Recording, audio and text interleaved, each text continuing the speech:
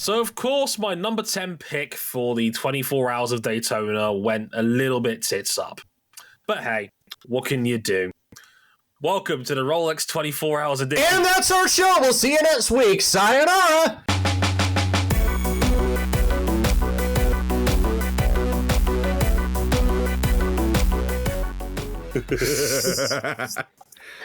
Now, I regret to inform any headphone users that you have now died. Oh, my headphones! Oh, welcome to episode 496 of Motorsport 101, where that intro literally had people in our audience choke on their ice cream. This is not a joke. This actually happened. So, apparently, before I was so rudely interrupted, this is going to be a review of the Rolex 24 Hours of Daytona. Sort of. Now, full disclosure on this show, it is January 31st. It's a Wednesday, as we record in this, and we'll get into some very startling breaking news, which we'll address very, very shortly. But first, let's go around the panel. First of all, of course, coming back from Daytona himself, I hope he had a great time out there doing the thing. It's RJ O'Connell. Hello, mate. How was Daytona this year for you? Daytona was really, really special. Like, I actually went into this event thinking, well, this is not the first year of a new top-tier prototype class. So I don't really see, like, could they really grow upon this? Am I worried that, like, maybe there might be a dip in terms of, like, crowd energy, crowd attendance in general? And no, there was not. In fact, the Daytona International Speedway announced that this is the largest crowd for the Rolex 24 they've ever had. Now, granted, that comes with an asterisk because they don't actually announce solid number figures to this, but I'm inclined to believe them based on the experience that I had at the grid walk before the race. My God, it's crowded. I mean, I'll take the slight inconvenience of not being able to move anywhere, having to, like, push through people to, like, take pictures of cars before the race, before I have to scramble back to the media room to actually do my job. But, like, hey, if that's the worst experience I have with, like, crowds at a race, golly, we're in a good place right now. That's the general overall vibe that I got off the race this year, which I'm sure we'll talk about more later on in the show, but the attendance seemed to be really good. There seemed to be a genuine buzz in the air. I know IMSA gives away a ridiculously high amount of access for your dollar, which is always fantastic to hear in motorsport. So, no, really, really glad to hear that the worst of it was a bit of congestion. And that a surprisingly high amount of people showed up, which is never a bad thing in motorsport sometimes. But yeah, that's always a plus. Also, I think the worst thing actually might have been from the editorial desk when we thought we got a picture of Brad Pitt hanging out incognito as an IMSA marshal, and it turns out it wasn't. How unfortunate. But also joining us, and he's totally not ridiculously smug that his beloved number 7 Porsche came through and took the overall win. It's Cameron motherfucking Buckley. He's literally posted the W on camera because this is not a visual medium. Yes. I thought this was going to have to come with another warning for our earphone listeners. No. Get fucked. What? The fraud allegations have been beaten. And that wasn't even the car I picked. My pick won by default of R3 because my car finished. RJ, he's even more insufferable than I thought he was going to be. So help me out here. I can't really. I genuinely thought this was going to be the Ganassi Cadillac's time to reverse the curse. Why would you think this? Because why would you think this? We had supporter of the show, Zoe Hamilton, having a crying breakdown in the middle of the night as that car breathed its last breath. Car fast, and the other one of those lasted all 24 hours. I don't know what to tell you. Yeah, that's look, I picked the number 10. It exploded. It came down with a mild case of explosions. It can happen to the worst of us.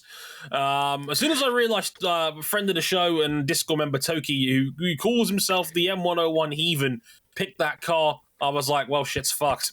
Apparently I was not present for this, but it was being discussed. That car's chances were being discussed as it was coming back from a puncture. Yeah. And seconds later, it exploded. Kaboom. Of the three of us that made picks, only one of us had a car that actually finished. And of course, it was the Porsche number 7 one. So of course, Cam's going to be smug as a motherfucker for the next hour or so. I can't really detect the smugness because he couldn't go out and buy his victory cigar like he planned before the show. God himself has actually prevented me from coming on here with the Henny and the victory cigar. Well, God also gave us snow boots for a reason, pal. I mean, is frostbite worth it? I don't know. I think so. I think frostbite is worth a bit. You could be the coldest, literally coldest motherfucker on the panel. Yeah, you did. You did indeed. You said it. But before we get into the Rolex 24 and breaking down what we all thought of it, as mentioned, we had some breaking news come through this afternoon. Before the show? Before the show. For once, we actually got it in early. And it was the news that I think a lot of us were kind of anticipating, but it still sucks to actually read in person, that Formula One has rejected Andretti's proposal to join the Formula One grid in 2025 or 2026 as an entrant. They came up with a whole list of reasons, which we could break down for the next 10 minutes, but we'll get into it a little bit in this discussion anyway. In the last few minutes, they've also released a statement of their own, which essentially boiled down to that, hey, we strongly disagree with this. We think we got something here. They said, quote, Andretti Cadillac has reviewed the information Formula One Management Limited has shared and strongly disagree with its contents. Andretti and Cadillac are two successful global motorsports organizations committed to placing a genuine American works team in F1 competing alongside the world's best. We are proud of the significant progress we have already made on developing a highly competitive car and power unit with an experienced team behind it, and our work continues at pace. Andretti Cadillac would also like to acknowledge and thank the fans who have expressed their support. End of statement. Gents, I think we all kind of saw this one coming. I think deep down, this is what a lot of us were anticipating, but it still doesn't suck any less to hear it confirmed. I was genuinely thinking that this would be a little bit different now that they had proof of concept of a car ready. I think we'd just be rehashing a lot of the same points. I know I certainly would be rehashing by a lot of my same points. I am a 20-plus year Formula One fan. I'm probably like one of the 2 or 3 people in my smallest Alabama town that was watching Formula One as a child back then. I have always been the guy that is just like, I stand up for Formula One because I was the only guy, because I didn't really have access to F1 fan communities at that time. That was it for me. That was the peak of motorsports. And I've always been a guy who was like, in this case specifically, it's not that I really want Andretti Global to be specifically to be the 11th team. I am just a big, let's get more teams on the grid. 10 is not enough. 20 grid slots has not been enough. It has never been enough. And they refused to acquiesce because Formula One, a sport that is making more revenue than it has ever, is crying broke because they don't want the line not to go up, because it's more profitable for them to just pay 10 teams than it is for 12.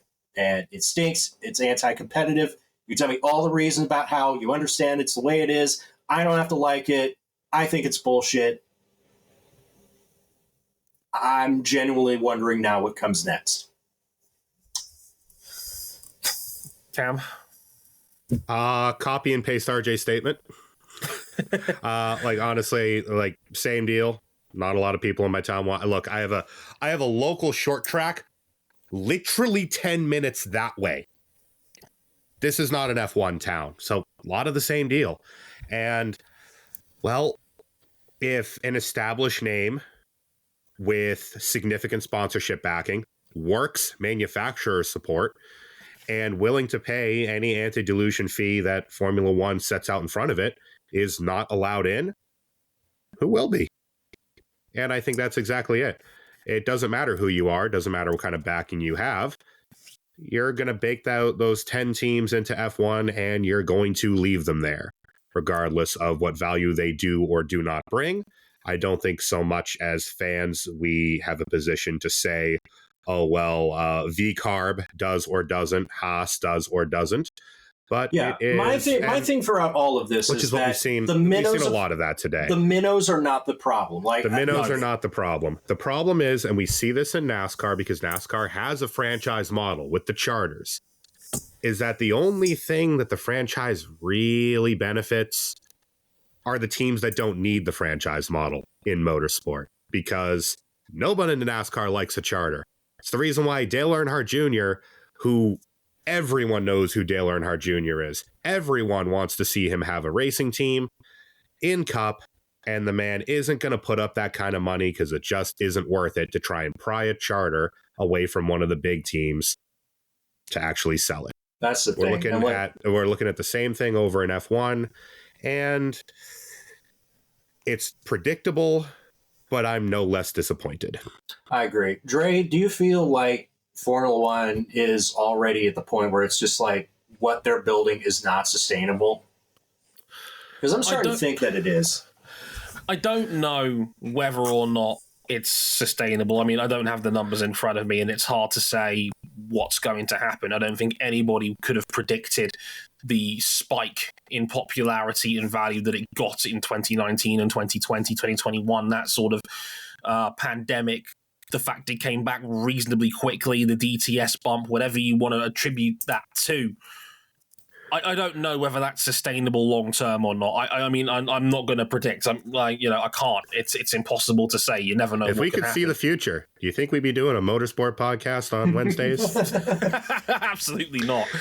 But at the same time, I mean, the way I see it, yeah, it's Liberty wants its American franchise money. And look, I've been arguing with people about this on social media today because a lot of people were very quick to point out teams like, oh, well, Haas wouldn't make it now. Well, F1 wasn't worth $17 billion 8 years ago. And that's the problem. But then when you look through that statement and a lot of what was said, FOM is right in some key areas. Yeah. I think the biggest one being that, we know what Andretti is as an organization, but they're building an F1 team from scratch. The expectation really isn't for them to be competitive out of the gate. But you never know what you get until you let them on the grid. Like, yes, Andretti I think could it's be less that, RJ. I think it's more when they cite things like, why would we let them in jumping between regulation sets? Well, that's exactly what Haas did. That's exactly actually what Aston Martin did. That's Not that they were a new team, but Aston Martin were in a position of huge financial and technical upheaval 21 to 22. I was going to make that point that, like, Haas were in the exact same ballpark. They came in the year before a major regulation change and had to essentially develop two cars at once. And Haas was competitive off the jump. It's the most competitive they ever were. Yeah, like they were at their best when they first rolled up in F1 in 2015. So it's very easy for them to say, we don't think you're competitive. We don't think you're adding enough value. We think you're in it for yourselves rather than bringing what value to F1 does. But you don't actually know that until you let somebody in to have the chance to participate. And that's the closed shop nature of as to what Formula One is right now. Now, don't get me wrong. I'm not like I've always tried to be reasonable with this. To a degree, I get why some teams are defensive about this. I keep the stressing turkey this. Ain't voting for the oven. Right, and you've got to remember, 40% of the current grid almost didn't make it out of the pandemic. I can understand why they might be a bit nervous about their revenue being cut by potentially 10%. On like that would stink. But I also think you are letting go of an opportunity to have a bigger pie. And I think that is something that the sport shouldn't be turning away the chance and opportunity of being able to do. Yeah, go on, If Cam. you believe that General Motors, with their full weight behind a Formula One program, would not bring eyes, commercials, and sponsorship dollars into the sport, then you don't think anyone will. Yeah.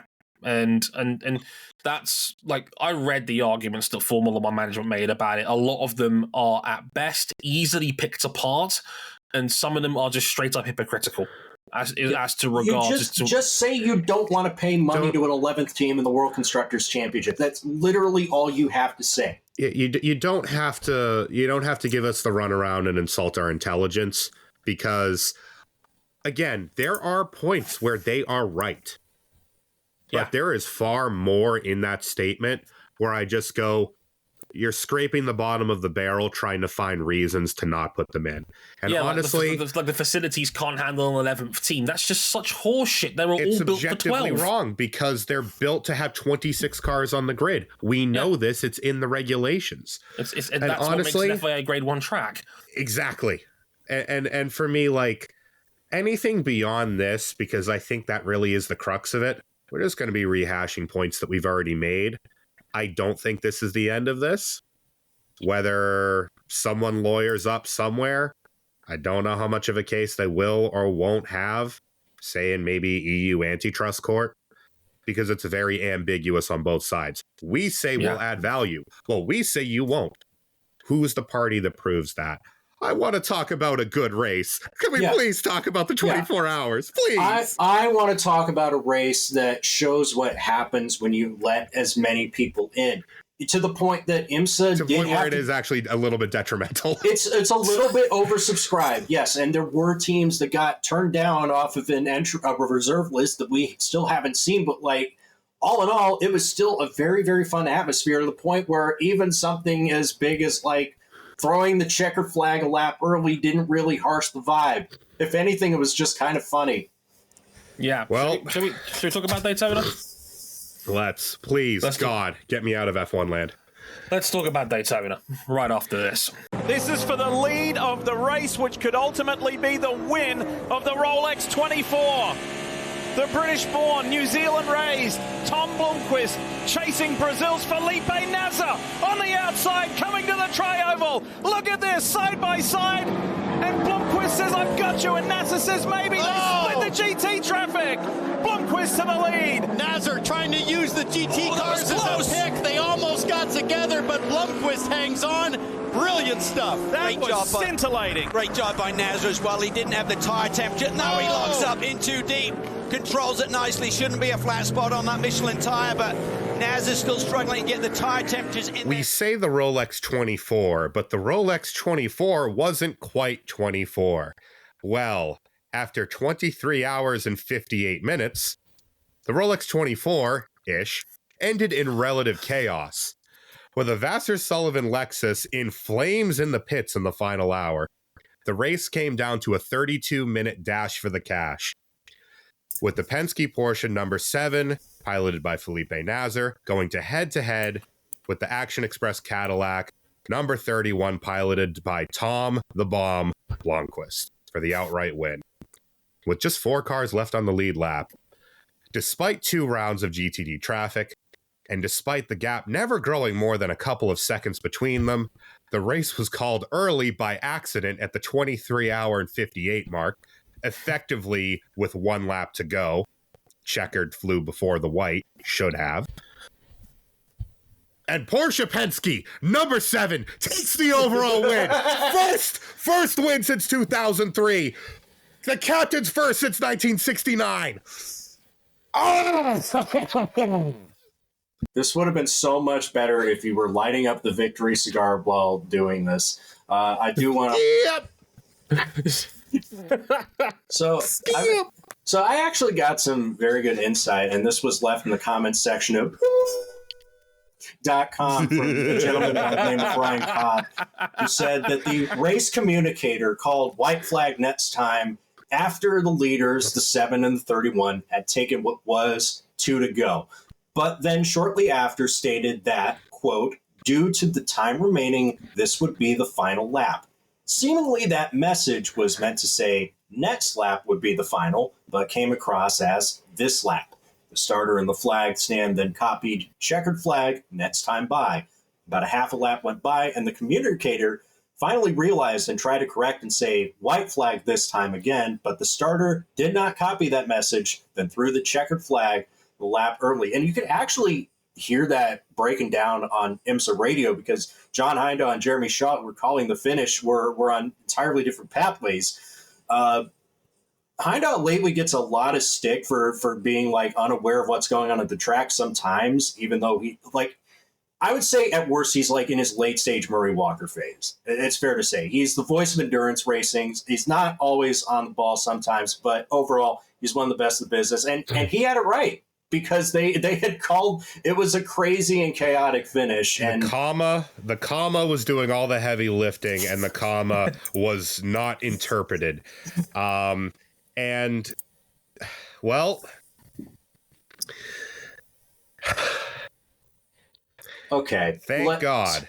Talk Thank about God it wasn't as close as it was maybe 2 or 3 laps prior, because, man, there would be a lot more. I think the best thing about this is, as a bunch of sports car fans who have been very jaded towards top class prototypes in the last 5 to 6 years, who are just happy we got a really good race, we all just laughed about it. Yeah. I made this point on Twitter moments after the race was over. One, that's the second fucky finish Joseph Newgarden has won a race in the last year. And then the second part was, right, I specifically said, if this was Formula One, websites would have been created, grudges would have been called, Nick Knowles would have dragged himself out of semi-retirement to start leading conspiracy theorists, and toxicity would breed all over social media.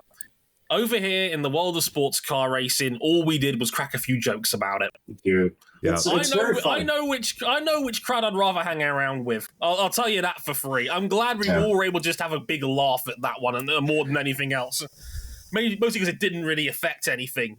Thank God it didn't in that sense. But we kind of got away with one on this one, and we all just kind of saw the funny side of it and just let it go. And I think that's actually kind of refreshing. In motorsport. And the thing is as well, both the front running cars still blitzed the final not scored lap to make sure they saw the body. They made sure.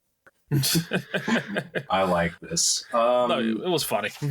I want to start by talking a little bit about Cam's Sport, a beloved Porsche squad, because I think going into this year of endurance racing that the Porsche Penske Alliance had a lot to prove, which is strange for the Porsche Penske Alliance when it was first announced that they would have something to prove. But I think from people on the inside, they feel like this should have been a lot better than it was. In fact, some people still think that maybe they still aren't where they should be operationally, and maybe the car was underbaked in its first year. That's why I joked it's like Gran Turismo 5. Well, through steady understanding the car and some reliability-focused upgrades, none of it based on performance, we now have our Spec 2, and it's bore the fruit. And 2 really strong cars, it has to be said, because it wasn't just the 7 that was competitive. Like the 6 was also up in the midst up until they got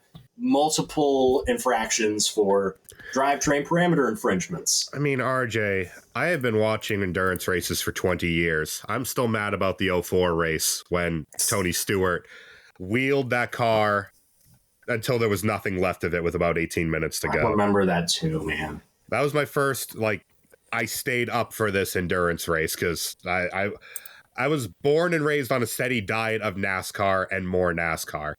Oh, NASCAR drivers they turn right? Well, we should check this out. Yeah. And I will go to my grave with the anger about that race. This was one of the best sports car races I've ever watched. Top 2 or 3, honest to God.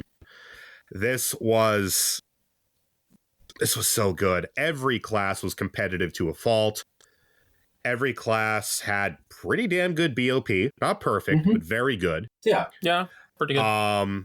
And almost every class went down to the wire as the cars began to falter under a torrid pace this year in a couple of the classes. And the pace took its toll.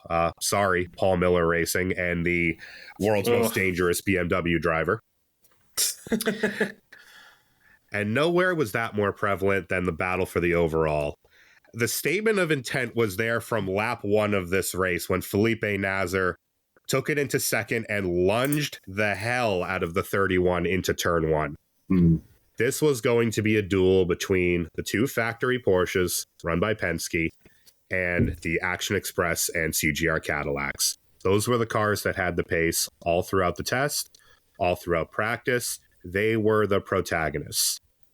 And so they fought to a bloody stalemate for all 24 hours. Right. And I distinctively watched this, and I watched most of this race besides getting some sleep. We got Dre to watch most of a 24-hour race again. About 15 hours worth. Yeah, I was enough. I was there for plenty of this, and I had a great time. Don't get me wrong, the company, our Discord server, is a wonderful place. Shout out to our beloved cohort Ryan Eric King for streaming pretty much the whole thing overnight. Shout out to him. Shout out to the great community we have over there who very, very much enjoyed their company. Shout out to King for his contribution to the discourse of the other thing we was talking about, but that's off to the side. I want to talk about this race because you talked about it being, Cam, this bloody war between Whelen Engineering, Cadillac Racing, and Porsche Penske Motorsport. And when I go through the race leader sequence by class, I think at about the back half of starting at about just before the end of the first half of the race, the 31, the 6, and the 7 almost exclusively hold the lead of the race. And some of that is cars alternating the lead because for a time they were on different strategies. And some of that was just the fact that cars were able to pass. 78 minutes to go, Tom Blomqvist sends it down the outside of the tri-oval on Felipe Nasr with what I thought at the time was going to be the race-winning move. Yeah, I mean, one of the best things, we know that, let's say the 31 Whelen Engineering Cadillac does not always have the cleanest reputation in IMSA, but fair play to all involved. This was very clean, very respectful, and still just brutal between those 3 cars. I mean, for the last 13 hours of the race, the gaps between the 6 Porsche, which again was plagued with what looks like some kind of driveline sensor issue that meant they got hit, I think, 4 times for energy stint over consumption. Yeah, so they got a warning, then they got a drive-through, and then just as they fought to the lead, they got a 10-second stop-and-go penalty, and then just as they fought their way back to the lead again, they got another 10-second stop-and-go penalty. And that was about it, thankfully, but that really hurt their chances. Amazingly enough, they still finished on the lead lap despite that, and despite Kevin Estre pushing way too hard in a set of cold tires coming out of the pits, locking up and going off of the horseshoe. RJ, I love Kevin Estre a lot. He is as box office as it gets in sports car racing. But he did, for that whole prior stint, the closest equivalent I can think of is Marc Marquez in a 2023 Honda. Yeah. Every time he went into the bus stop, Le Mans chicane, it was less Kamui Kobayashi perfect rhythm between man and machine and more getting up on the wheel and telling the car, okay, here's what I'm about to make you do. And I mean, he had a slip angle that was a trajectory straight with the wall a couple of times, exiting the bus stop, now, chasing the 31. Is this just a thing where just the Porsche is characteristically it's hard to handle, it may be faster than, because what you told me is that they were making identical lap times but in different ways? Well, really, this is really the perfect case of BOP that showcases a car's strengths but balances them together.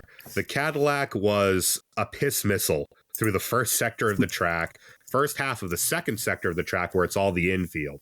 Breaking into turn 1, the big NA V8, lovely sound it makes. Yeah, that has the pull up out of the corner, and then as soon as the Porsche gets going, it's much quicker. It was quite a bit quicker in a straight line through some of the higher speed corners and around the oval. And so first sector was always the Caddy, middle sector was pretty even, third sector was always the Porsche, pretty much consistently. And it ended up with these two cars basically unable to pass one another once the other one got by, whether it be pit cycle or under or overcuts out of the pits. Yeah, that final 30-minute sprint summed it all up. Like, it was a bloody stalemate. You could see Blomqvist getting closer in the more technical parts of the track, but on the tri-oval, Nasr was always nailing his exits where they mattered most, and he was always inching a couple of car lengths in front, enough to withstand any kind of attack. Because I'm with RJ. I thought Blomqvist's pass with 70 minutes to go was the kill shot. That was a stunning move into turn one, splitting the GT and coming through, but that last round of pit stops put him back behind again. And there's a very good reason for that, and it was an X factor that Porsche had in their back pocket. The 7 could always go an extra lap on a stint of fuel versus its sister number 6 and the 31. And I think they had a deficit. The 31 had a deficit of about 3 laps of usable energy, so that during that final pit stop to put on fresh boots and go for it for the flag, the 7 team had 3 less laps of fuel to put in the car. That got them back ahead, and then that ability of the Porsche to get up onto the tri-oval and pull kept them ahead. And shout outs to Felipe Nasr, Matt Campbell, Tom Blomqvist, Pipo Derani. Oh my God. Astonishing drives from all of them. 10s all round. Dude, I need to give some people some flowers. I think, first and foremost, if you're one of these people that thinks that Tom Blomqvist's success in endurance racing is all entirely down to underinflated tires, please check yourself into a psych ward, because this guy went into a brand new team as the +1, the Endurance Cup driver, the guy who you don't trust for the full season. You trust him for the long distance races, and the reason why, because he has another job to do now. And all throughout that last stint, I'm thinking, well, it's nice that Tom Blomqvist is stepping up to the plate this late, but I'm sure they're putting people at Durrani in at the end. Then no, Blomqvist was trusted to be the guy to take the car home to potentially win, whether anyone likes to acknowledge it or not, his 3rd straight Rolex in 3 years with 2 different manufacturers, which would have been a remarkable statement in the 10. Felipe Nasr, I always believed he should have had more success in Formula One than he got. And I've always thought that he's a supremely talented driver. And performance like this, winning his first race overall, he got a class win earlier. Clutch. I mean, that save into turn 1 with about 4 or 5 laps to go. On complete opposite lock on corner entry. Oh, that was bold. Got up on the wheel, got it back under control. Both of them worked traffic brilliantly. Again, Matty Campbell, I said it back when he won Bathurst at the Porsche. He climbed into that car a boy and came out a man. Matt Campbell, and he is still him. Campbell was the Iron Man of that race, really, wasn't he? The amount of shifts he was pulling through the night and in the early morning, just lap after lap of brilliant pace. Campbell surely is a nominee for MVP of this race. He was right up there with just phenomenal consistency. And you look at it on the lap time chart of average lap times, those 3 were the stars of this event. And this was a return to form for both of these protagonists. And Action Express, who have not featured in the Daytona 24 really since they won this race back in 2018. They have not been much of a factor. And remember, it was not the 31 car that won that race. It was the 5. It was the 5. It's not the same 5 that we have now. It was a different 5. It's actually crew. 2 5s with that exact same sponsor ago, but it was the same team. And really, this was the team that ruled the interim period when the unified, unsplit American Sports Car Championship walked back out of the water onto land. They were one of those defining teams, and this was, they've racked up titles. They've won a couple big ones, but they have not won the big one. And they were just, track record holders, and maybe a safety car away and a strategic decision away from the win. And for Porsche, well, what a difference a year makes. They come into last season with more test miles than anyone else, the prohibitive favorites going into the race, and bevy of technical failures. Yeah, all the testing they did was not enough, apparently. And yet, this was a return to the Penske and the Porsche of legend, whose wards would bend to the very limit, but never break.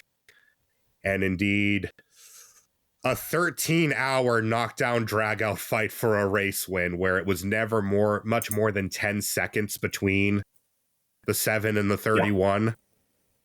Was a war. Oh, it was so good. It was so good. I was genuinely surprised, like, coming out of this race, because there were a lot of people in the media center who, like, do these races for a long time thinking, well, this was a boring race for most of it, and I didn't see it that way. Me neither. Yes, like...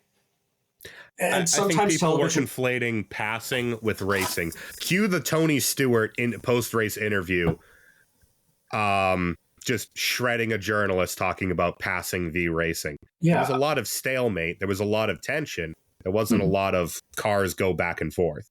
There wasn't a lot of that, you know, but like, generally speaking, in a 24-hour race like this, there would be a lot of races where, like, it'd kill to have action this close for this amount of sustained time in the race. And to that, and on the Porsche side of things, I don't think, looking back at it, like, you know, Dan Cameron and Joseph Newgarden's shifts will not be the most... Joseph Newgarden got the easiest Rolex that I think anybody... Yeah, Joseph... Why has your boy forgotten how to turn right in the last year and a half? I don't What's get happened? it. Like, Joseph said, like, I spoke with him before the race, and, you know, he laid out just, like, the contrast in driving styles between his day job, where you just have to thrash the thing at 10 tenths to make it go fast, and a Porsche 963, which you really have to drive within the limits. I don't know what's going on there. I don't think, though, that I can begrudge Dan Cameron for taking it easy, because here's a guy who has been a lifer of American sports car racing for 15 years. He has seen it all, but this... He's won it all but this. Until now. And the other thing as well, his stint was... Most of his time was in a period where the track was slower. That does skew sometimes across the grid. What could have been for the 10 and the 01, because, well, it's safe to say I don't think Acura was repeating their tremendous winning streak at this race. They had an opportunity to get 4 in a row, which really just goes to highlight something else that really impressed me, that, like, the number 40 car, that's Jordan Taylor back home, Louis Delatraz, Colton Herta, and some guy named Jensen Button, who, by the way, also had one of the lightest work of a 24-hour race you can think of.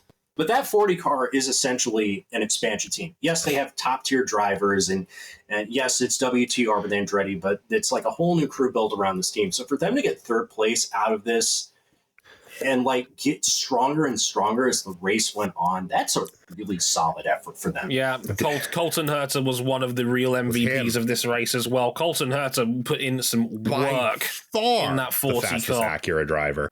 Yeah, it's astonishing. It's just like, this is the Colton Herta that gets the problem is, guys, is that during the final stints, it was like him leaning forward in the chair, like, go faster, as the 7 and the 31 took off and dropped him like a bag of dirt for that final stint. Just didn't have the car underneath him, but Herta and Delatraz put in really, really solid shifts in that number 40 car. Louis Delatraz has been such a godsend. He was genuinely excellent. Unfortunately, the spirit of punished Shank reached back up through the depths, through the illusions of life and death.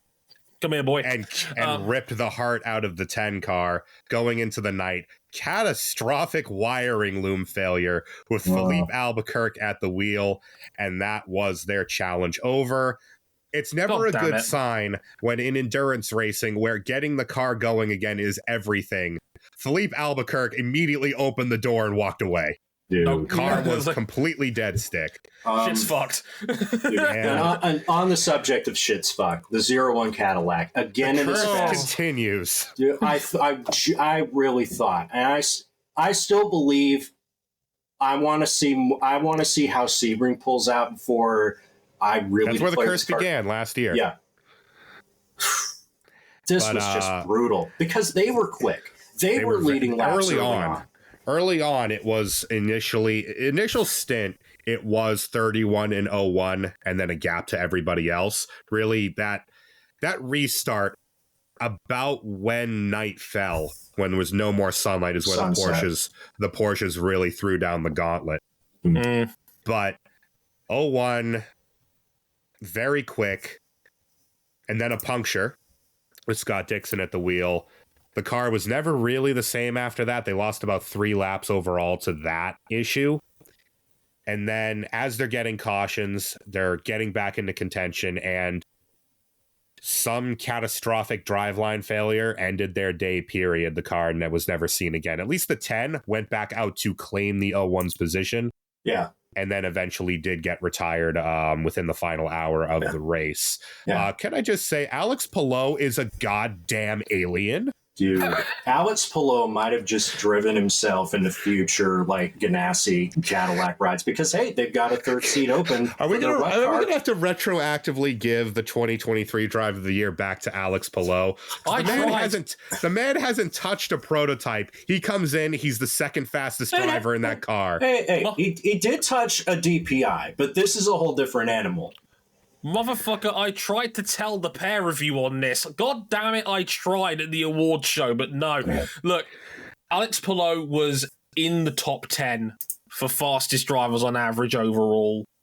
That is remarkable for a guy that has never driven these cars before. 2 things. On average, he annihilated full-timer Renger van de Zande, who did not have a great race. He didn't have a great race, but I also feel like, he didn't have the opportunity to get one because he was in the car when it broke. He also annihilated Scott Dixon, who's been doing this race for 20 years. Yeah. What is he?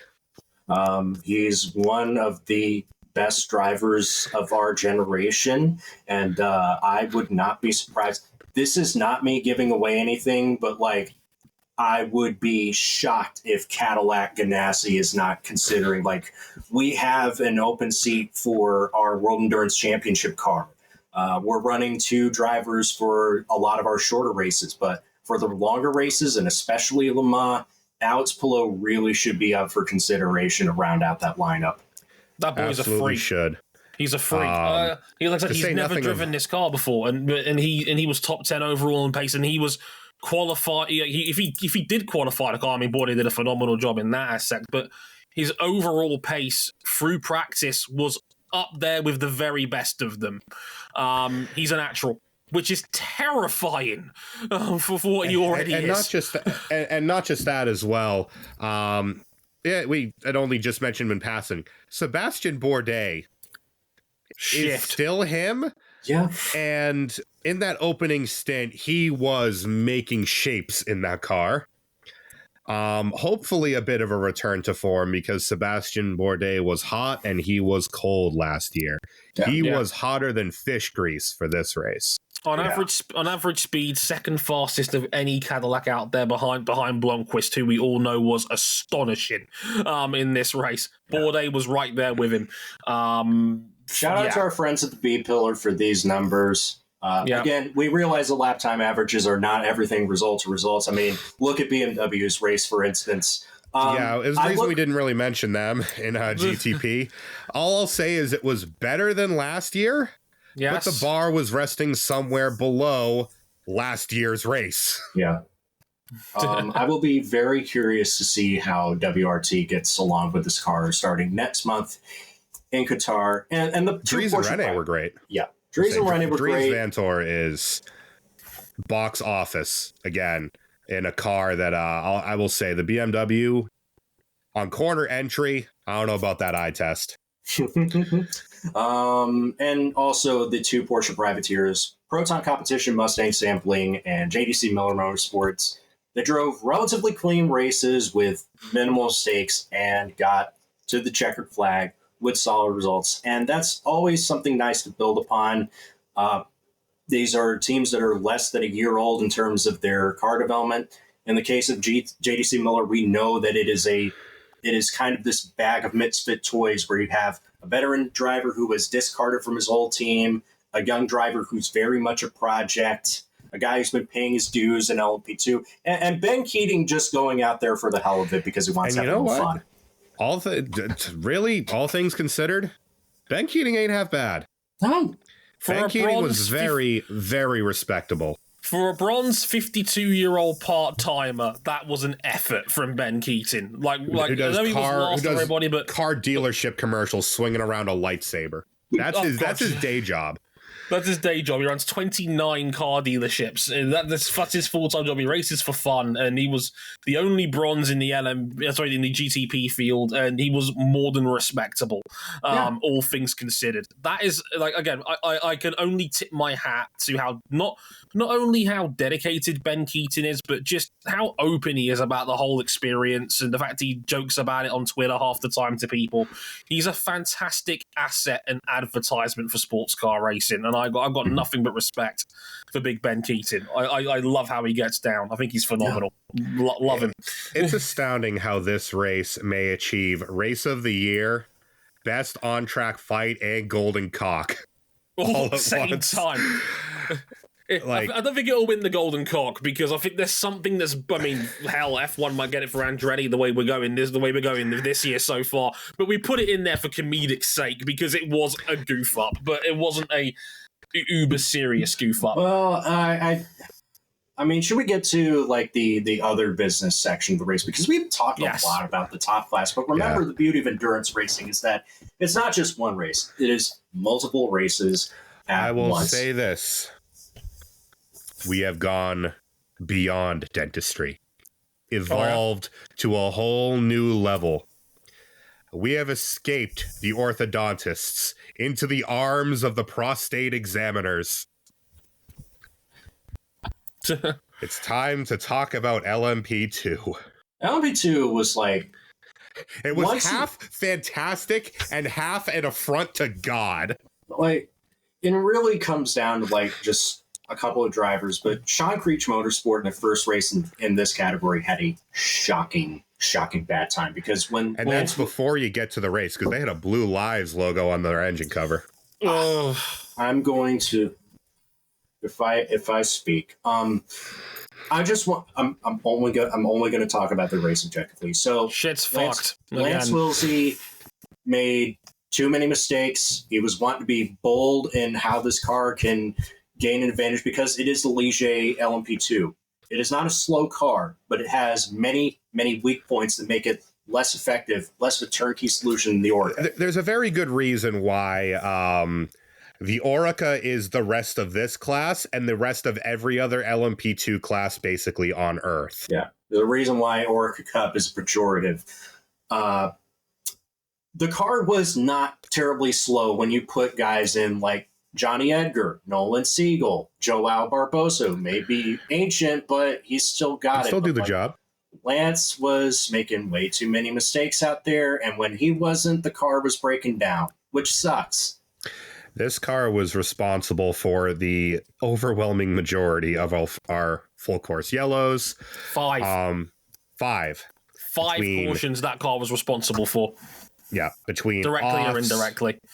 Yeah, directly or indirectly. Offs, battery failure again, engine cover failure. Engine cover failure. Got that decal off of there at least.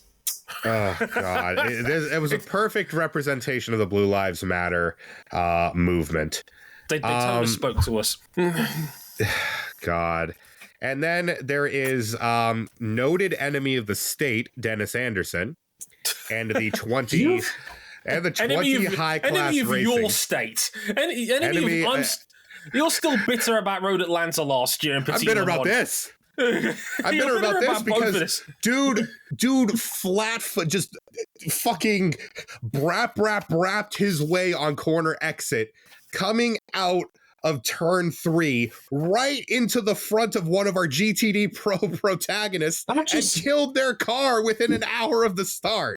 Not just one of our GTD Pro protagonists, the reigning GTD Pro Series champions at Vasser Sullivan Lexus. Why does the front of the Lexus keep coming off in one big piece over and over again? I tell you this, if there is a positive other than all drivers involved were okay, gave us one of the great gifts from friend of endurance racing at large, Vasser Sullivan mechanic, Bozy Tatarovich.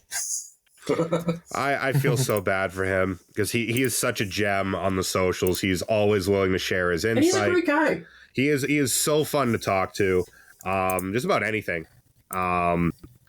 And dude was incensed. Yeah. It's one of the great we probably have our gift of the year out of that. But Dre, once we got through all the mess, once those two cars were struck from the earth. Yeah, and also Stephen Thomas had a pretty scary hit, which thank goodness for safer barriers. Dre, the race really turned into just the kind of stuff that we got last year out of LMP2. When you put in like young, promising talents in the wheel, behind the wheel, one of these prototypes, you get magic just as good as the GTP cars. Yeah. And, again, I still love this. The fastest man on average in LMP2 over this entire race was Indy Next champion of 2023, Christian Rasmussen. I don't think anybody would have seen that one coming if you'd gone into the race beforehand. Rasmussen was sensational in this race. Holy hell. I had no look, I knew Rasmussen was reasonably quick from watching him in Indy Next last year. I didn't know he was capable of that. Like, if he brings that to ECR next year, he's going to be one to watch in 2024, certainly. That was a mighty effort from him in the LMP2 class. And it was an all-Danish affair at the front of it, because the guy who was facing off against is Peugeot prospect Malte Jakobsen. Now, Cam, we all know the Peugeot hypercar team has its own set of not problems. Brilliant. That car is beginning to grow a variety of different aero appendages. We've seen it in the testing pictures. So, but the point I want to make is that Malte Jakobsen is a star. My editor-in-chief, Graham Goodwin, swears by his talent. So does my deputy editor, Kilby, and the Christian Rasmussen. You won't hear an argument from me. The dude is fantastic. The issue is not him over there. And I mean, that's the frustrating duality of LMP2 is that when you have the pro drivers, and there are a lot of them, either refugees from lost programs. I mean, Colin Braun is reduced to a P2 driver after winning this race overall last year. Well, because he was the one that got really done the worst out of the explosion of MSR. The whole implosion of punished Shank. Yeah. But the talent in this class and the talent in all four classes is there. And when it comes to the four like this, I mean, we saw a three-way just bloodbath through traffic for the last 5 or 6 hours in LMP2. Dude, you could not separate those cars with a piece of paper at times. Dude, it's kind of sad that United Autosports fell off the pace, because that end, like, we talked about, like, what happens the two was a prohibitive favorite, and they just fell away. It's strange. And to that end, like, we talked about, like, what happens when Babtrabron's drivers happen. Ben Keating is the standard of that class, and he was again this time. But there's another driver I want to talk about in LMP2, and that is the second youngest class winner in the history of the Rolex 24, 17-year-old Connor Zilisch, whose diet of racing up to this point was short track racing around the southeastern United States, because he is a Chevrolet sponsored young talent. Mazda MX-5 Cups, the most exciting 45 minutes of motorsport, SCCA Trans Am cars. So this is by an order of magnitude the highest performance vehicle he's ever even looked at. So much is driven. He fit in perfectly. It's like he's been doing this for 17 years, not that he's 17 years old. The best thing you can say about someone coming in who makes that big of a jump is that they look like they've been doing it for years. And he if he wants it, if he can reproduce that going forward, he's going to have a long, long time in this sport. Chevrolet's going to have to think, is it better for him to climb the ladder to NASCAR or to climb the ladder to a Cadillac LMDH? Fuck it, Garage 56 and GTP. Yeah, let's go. I was so happy that I saw beams. it. Should have cashed his money in the bank and entered as the 60th car in the race. But LMP2 was honestly a lot of fun. I want to take a step down, not in quality, but in speed, to GTD Pro. And this is where the really torrid pace of this race really took its toll. Only 2 cars really ran a clean run. And for the first time, finally, RISI Competizione brings home a Rolex 24. Okay, Beatings. Technically, it is not their first Rolex 24. Okay, as partners in the dying, shitting remains of SRP as we entered the DP era. Yeah, which I forget about, and that's the thing because no one remember. You know what the most memorable thing about that era in American prototype racing is in Grand Am, RJ? The fact that they were so bad they let a GT car win this race 3 out of 4 years. Dude, that's Porsche's last win in this race overall as a car producer wasn't with the 962. It was with the 911 back in 03 when every prototype broke. I keep seeing that car pop up at like events because Adobe Road Winery still does pop-ups every now and then. But to your point, RISI Competizione has always been the Ferrari team of North America. They are a North American racing team reincarnated. They were standard bearer in American Le Mans Series before reunification. They come in as part of the split. They've run full-time run programs. Lately, they've been part-time because they don't have the budget for it. But they've always been synonymous with Ferrari. They were one of the 3, generation-defining GT teams. It was them. In the ALMS, because it was them, it was Flying Lizard, and it was the Vets. Yeah. In the golden age of GTE and GTLM over here. And it's been very quiet for them the past couple years. It is a shame because, we were in the pit with them back in Petit Le Mans 2019, and the thing is, it's always the world is a better place when RISI Competizione is at the track. And I remember that. I was remembering having to ask question about hey, are you still going to be around next year? It's been tough for them, but when they do show up, they show out. And in this race, especially, their quality they showed out. Has never wavered. And indeed, they took the lead and they never let it go. Really, again, one of only 2 cars to run a truly clean race. And this is another notch in the belt of the 296 GT3, which just seems to be winning every GT3 race that runs for 24 hours around. Alessandro Pierguidi, James Collado, Daniel Serra, and Davide Regon give RISI Competizione and Ferrari together at last their first set of Rolexes. And whatever problems were ailing the 296 GT3 this time last year, they have been emphatically solved since. Enough about that. Rexy on the podium. On the podium in my class debut. AO gets second on debut in the class. Let's fucking go. Beautiful. And this comes after they got a small BOP nerf. It wasn't a life changer. Even me as Porsche homer number 1. It clipped their wings a little bit. It wasn't bad. Yeah, nothing was as bad as last year. Second place. Yeah.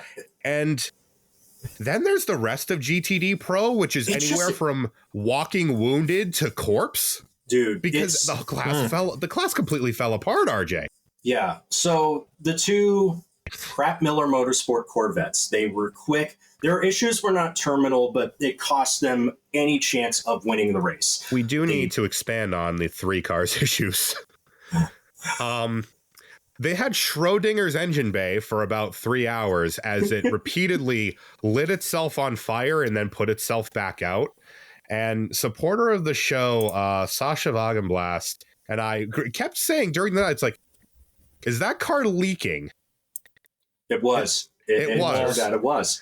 And when you could see it up in daytime, it's, this car is smoking constantly. Yeah, just oil sprayed out on the back end of the car, which is already missing a brake light, by the way. That's it. When it got knocked and they lost that brake light, it broke the oil tank a little bit. So it kept dumping oil onto the hot exhaust, and then it would catch on fire, and then it would blow itself out at speed. So I think there's like 5 or 6 examples where they're braking into turn 1. The rear of the car bursts into flames and then puts itself out. Yeah. And eventually IMSA's like, guys, your car's on fire. Please pit.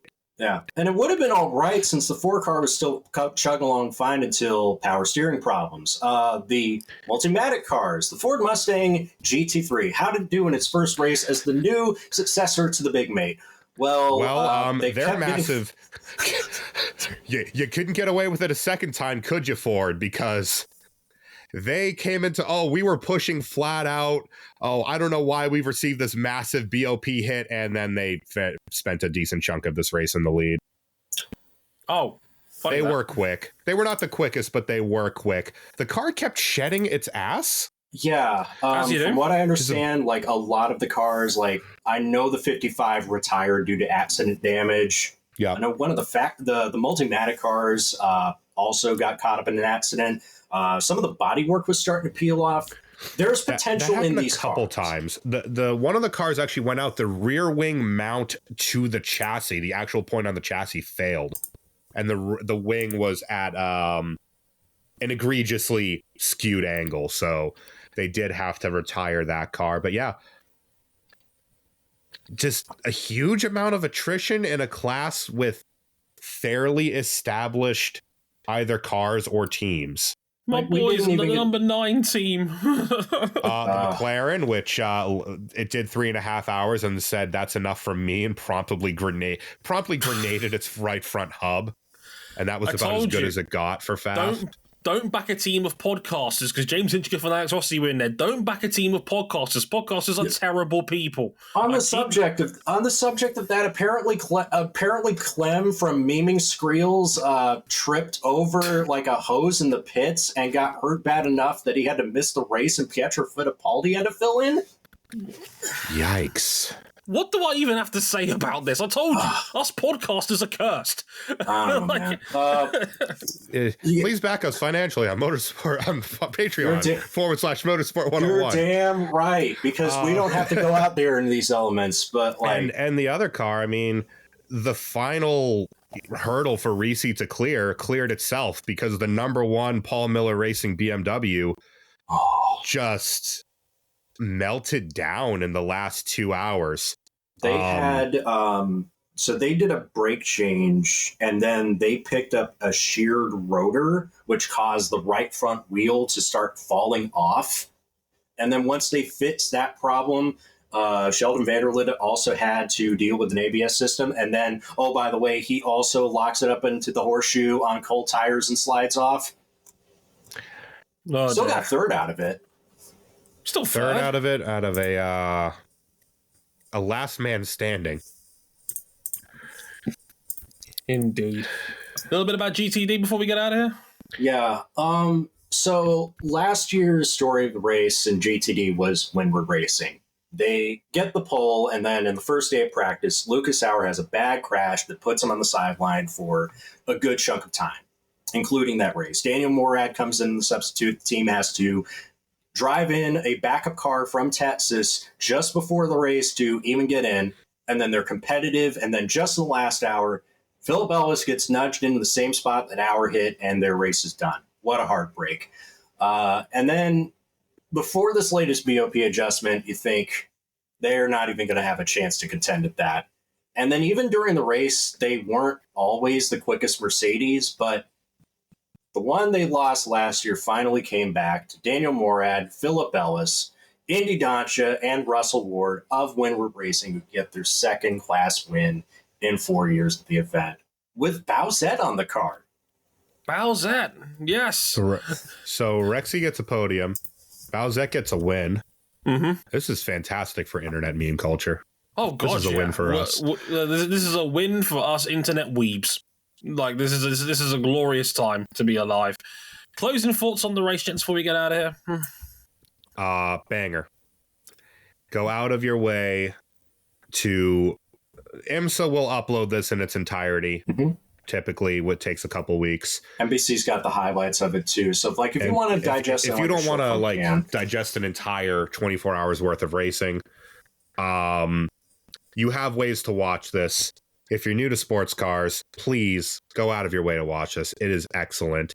It is going to take some doing to top this for my race of the year. Yeah, like this was like, look. I gotta break with my bosses this one. I thought this was a really good race. I know they weren't all that impressed, and they've done a lot of 24-hour races, but I think this was a good 24-hour race. If the worst thing you could say about it is, like, one LMP2 car kept shitting itself, and they flew the checkered flag too early, it wasn't all that bad. And, like, we're almost having to cut ourselves off, like, talking, because there's, like, a lot of other threads that we could go down if we got another hour to talk about this. And I think the thing about the flag going out early as well, thankfully, the leads had spread out at that time.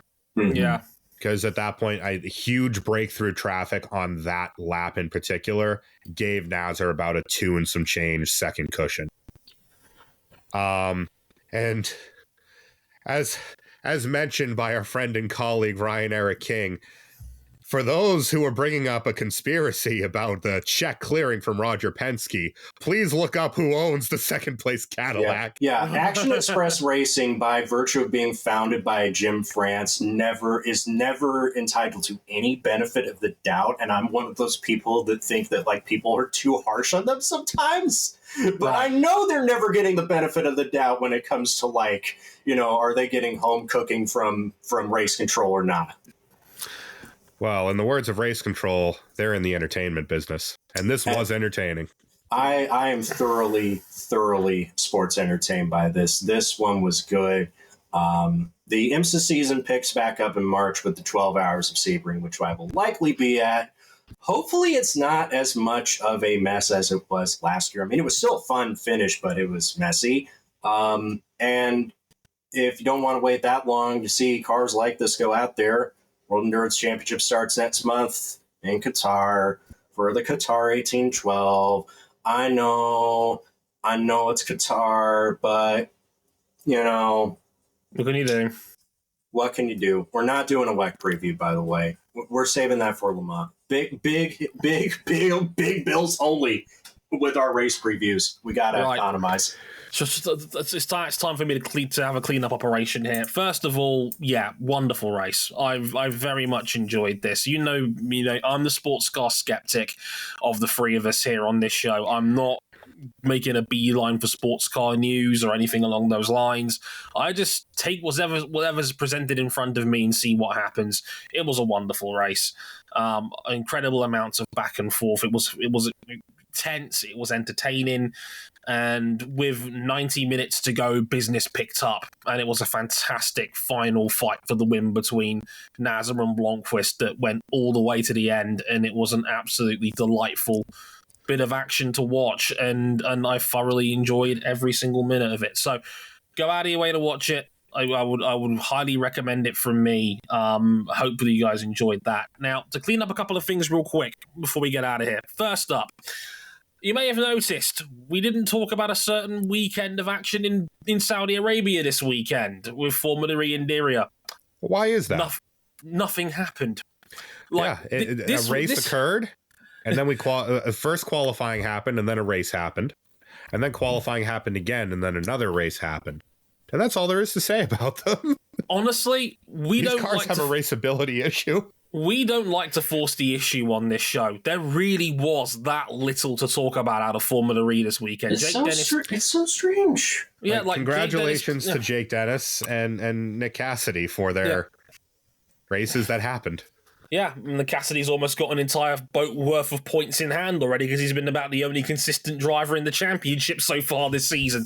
But yeah, Jake Dennis dominated race 1, won by 13 seconds, couldn't get anywhere going in race 2 when the track had a bit more grip.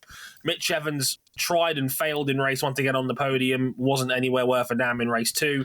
Cassidy tried to launch a break in race 2, couldn't do it, backed the wagon up and won because nobody could pass each other, basically. And it was just 2 very boring races which didn't give us a lot to talk about from a narrative or action standpoint, and we're not going to sit down and record a 45-minute podcast pretending like things are exciting because they weren't, and that's really unfortunate. Trust me when I say Sasha Garlick, they are a magician.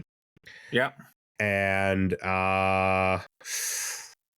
we got a lot out of Mexico that probably we shouldn't have been able to. Yeah. There was even less in the drink this time around. It's not like having twice the number of races. There was half as much to talk about.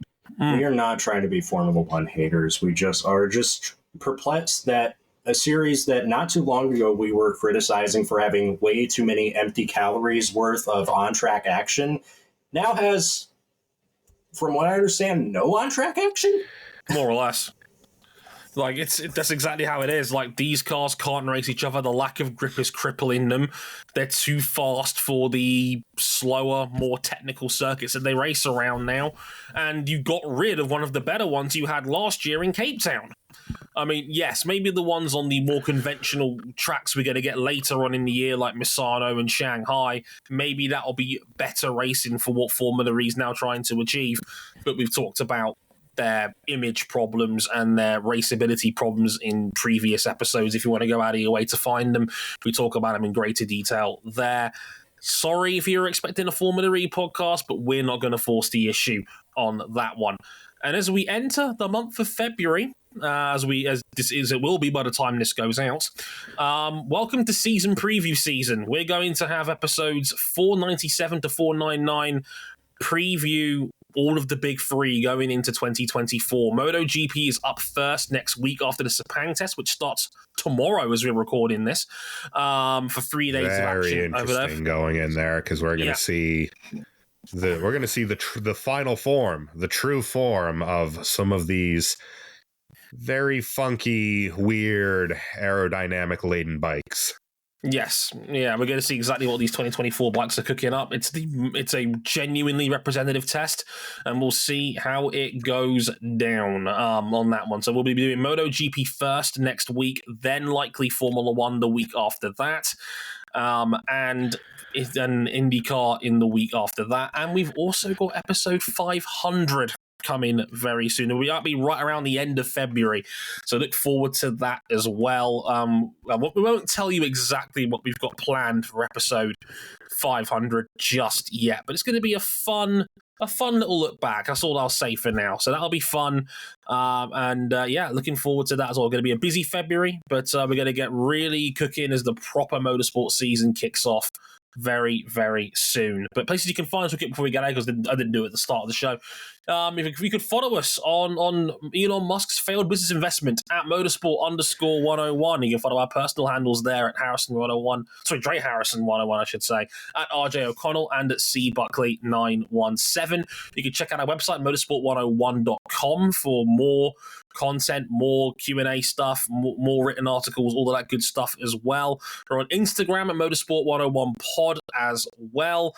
And if you really like us, you can back us financially on Patreon, patreon.com/motorsport101. Early access to all these episodes in the $5 tier. You can upgrade to the $10 tier if you want to listen to these episodes live as they're being recorded, as Zoe and Jason have done tonight. Thank you very much for listening in as ever, guys. Much appreciated. We'll be back next week with our 2024 MotoGP season preview. Until then, good night, and thank you very much for listening. I've been Dre Harrison, they've been RJ O'Connell and Cam Buckley. Until next time, sayonara.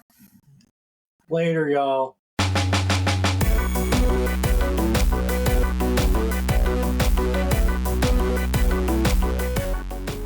At this time that I would like to take time to apologize for my 2 co-hosts.